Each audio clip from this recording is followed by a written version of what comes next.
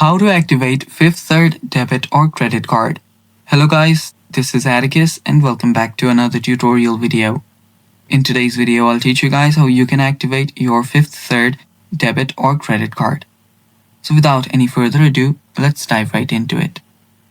First step that you'll need to take is open up your web browser and simply search for Activate Fifth Third Banking or Credit. After that, hit enter.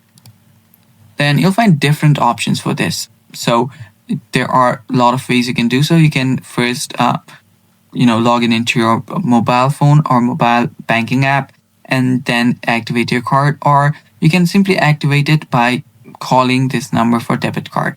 Let me show you the number. So for debit card, you can simply call to this number. Let me again search for this one.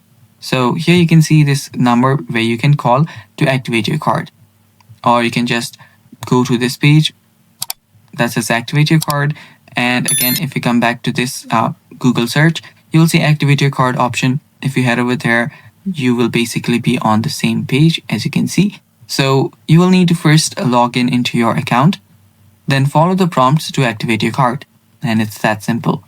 And that's all for today's video. Thanks for watching. Stay tuned for more and bye-bye.